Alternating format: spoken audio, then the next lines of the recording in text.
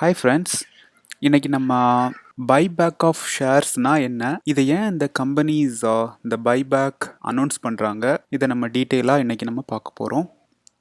ஒரு கம்பெனி அவங்களுடைய ஷேர்ஸை ஷேர் ஹோல்டர்ஸ்ட்டு இருந்து மார்க்கெட் ப்ரைஸை விட அதிகமாகவோ பை பண்ணிக்குவாங்க. இதை தான் நம்ம பைபேக் ஆஃப் ஷேர்ஸ் அப்படின்னு சொல்லுவோம். என்ன ரீசனுக்காக இந்த கம்பெனிஸ் பைபேக் ஆஃபர் அனௌன்ஸ் பண்ணுறாங்க, அதை ஒன் பை ஒன்னாக பார்க்கலாம். ஷேர்ஸுடைய சப்ளையை ரெடியூஸ் பண்ணுறதுக்காக இந்த பைபேக் ஆஃபர் அனௌன்ஸ் பண்ணுவாங்க. இப்போ அவங்களே வாங்குறதுனால அந்த ஷேரோடைய வேல்யூ இன்க்ரீஸ் ஆகும். ஸோ வேல்யூ இன்க்ரீஸ் ஆயிடுச்சுன்னா ஆட்டோமேட்டிக்காக அந்த ஷேரோடைய சப்ளை கண்டிப்பாக ரெடியூஸ் ஆகும். அது ஒன் ஆஃப் த ரீசன்.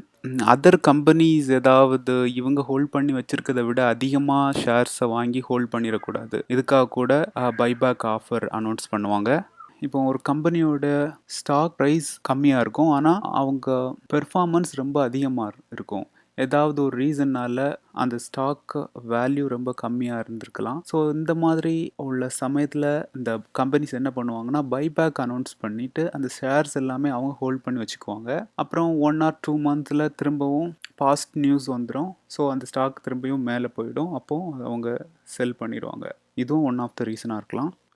அப்புறம் நெக்ஸ்ட் ரீசன் பார்த்தீங்கன்னா காம்பன்சேஷனுக்காக பைபேக் பண்ணுவாங்க. பைபேக் பண்ணிவிட்டு அந்த கம்பெனிஸில் உள்ள எம்ப்ளாயீஸ்க்கு ரிவார்ட்ஸாக கொடுப்பாங்க. அப்புறம் ஒரு கம்பெனியில் வேறு எதுவுமே பெட்டராக இன்வெஸ்ட்மெண்ட் பிளான்ஸ் எதுவுமே இல்லை, ஆனால் அவங்களுக்கு அதிகமான அளவு கேஷ் ஃப்ளோ இருக்குது அந்த கம்பெனியில். அந்த டைமில் அவங்க பைபேக் ஆஃபர் அனௌன்ஸ் பண்ணுவாங்க.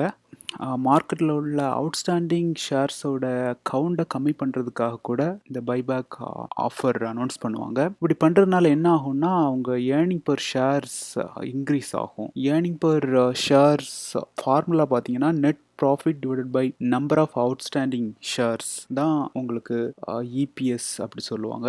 ஏர்னிங் பர் ஷேர்ஸ் நான் பழைய வீடியோவில் டீட்டெயிலாக எக்ஸ்பிளைன் பண்ணியிருந்தேன், அதை நீங்கள் செக் பண்ணிக்கோங்க. இந்த பைபேக் ஆஃபர் எப்படி அப்ளை பண்ணுறது அப்படின்னு பார்த்தீங்கன்னா இது புரோக்கர் வைஸ் இது டிஃப்ரெண்ட்டாக இருக்கும். இப்போ பார்த்தீங்கன்னா எஸ்பிஐ செக்யூரிட்டிஸ் அவங்கெல்லாம் சைட்ஸ்லேயே அதுக்குள்ளான ஆப்ஷன்ஸ் வச்சுருக்காங்க. சைட்லேயே போய் நீங்கள் அப்ளை பண்ணி டேரெக்டாக டிமேட் அக்கௌண்ட்டில் அந்த அமௌண்ட் கிரெடிட் பண்ணுற மாதிரி பண்ணியிருக்காங்க. உங்கள் புரோக்கருடைய சைட்ஸ்லேயே இருக்குதான்னு செக் பண்ணுங்கள். அப்படி இல்லைன்னா நீங்கள் டேரெக்டாக உங்களுக்கு புரோக்கருக்கு கால் பண்ணி எனக்கு இந்த பைபேக் ஆஃபர் எனக்கு அப்ளை பண்ணணும், எப்படி அப்ளை பண்ணுறது அப்படின்னு கேட்டு தெரிஞ்சுக்கங்க. சரிங்களா? ஸோ இன்றைக்கி ஷேர் பண்ண இந்த டீட்டெயில் இன்ஃபர்மேஷன் எல்லாமே உங்களுக்கு யூஸ்ஃபுல்லாக இருக்கும்னு நம்புகிறேன். தேங்க்ஸ் ஃபார் வாட்சிங்.